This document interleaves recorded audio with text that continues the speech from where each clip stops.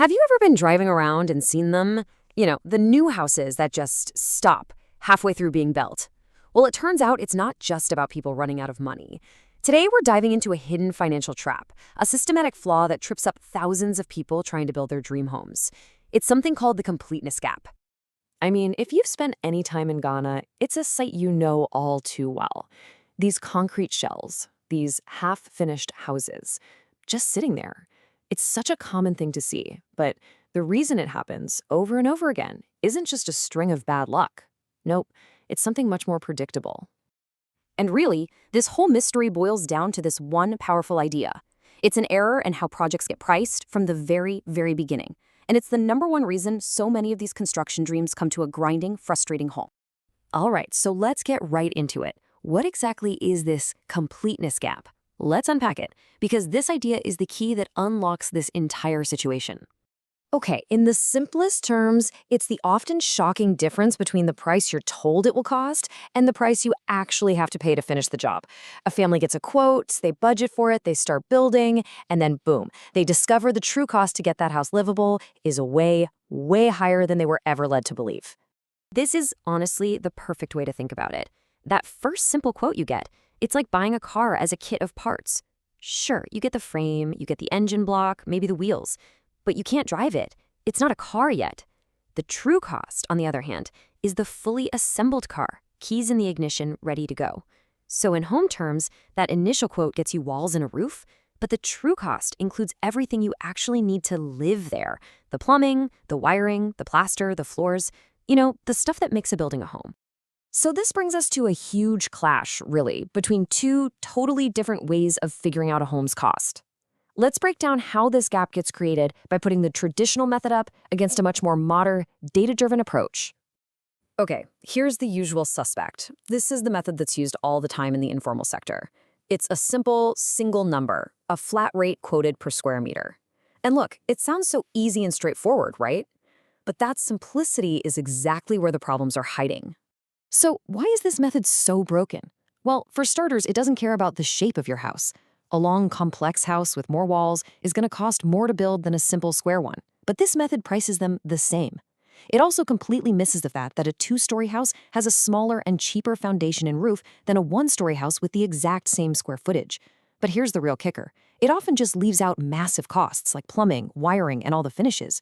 It's basically pricing a shell, not a real livable house. Now, let's look at the alternative. This is a modern, data-driven tool called the GhanaHousePlanner, or GHP. Now, instead of one simple, flat rate, this model actually looks at the design of the house and calculates the real amount of every single material you're going to need. Think of it like this. It's a super detailed recipe for building a house. It calculates the foundation based on the actual footprint. It measures the length of every single wall to figure out the exact number of blocks needed. It even breaks down cement into 4 different uses because most informal quotes only account for one. It specifies the right kind of steel for support columns, and it counts up every pipe, every cable, every light switch. Nothing is left to guesswork. Okay, so what does this all look like in the real world? When we put these two methods side by side, well, the numbers are pretty staggering. This is where you see just how massive the completeness gap really is. In the most extreme cases, the researchers found the true cost was a whopping 98% higher than the initial quote. Let that sink in for a second. 98%. That means the final build can be nearly double what a family was told to budget for. Let's look at a pretty typical 3-bedroom family home. The informal quote might come in somewhere between 420,000 and 600,000 cedis. Now, a family might budget for the high end of that, thinking they're being safe, right? But the GHP model, which includes everything, calculates the true cost at around 790,000 cedis. That's a shortfall of at least 190,000 cedis. And listen, this is not a fluke. The research shows this pattern is consistent across all kinds of different houses. For a small starter home, the gap can be as high as that 98% we talked about. And even for a big 2-story house, you're still looking at a gap of up to 85%. This isn't just a random error. It's a completely predictable problem. So you have to be asking, where does that missing 190,000 cedis actually go? Well, a quarter of it is for the structural steel that's legally required for safety. Another huge chunk is for the entire plumbing and septic system. Then you've got things like the cement just for plastering the walls. Let's be really clear here. These are not upgrades. They're not luxury extras. These are the absolute essentials for a safe, functioning, livable home. And this is way more than just a math problem. This gap has a real and often devastating human cost for families all across Ghana. This quote from the research paper just brings it all home, doesn't it?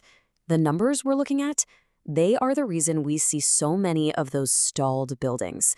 Families simply run out of money, and they're forced to live in unfinished, sometimes unsafe houses for years, just trying to scrape together enough cash to finish what they started. So, what's the big takeaway here? It's that building a home isn't about finding the absolute cheapest quote. It's about finding the most honest and complete one.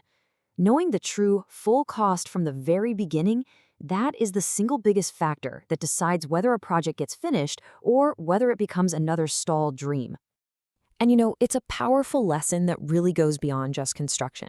It makes you think, where else do we see a completeness gap in our own lives? That cheap flight that ends up costing a fortune in hidden fees, that cell phone plan with all the extra charges. It's a great reminder to always look past the sticker price and ask that crucial question, what am I really paying for? Thanks for joining us.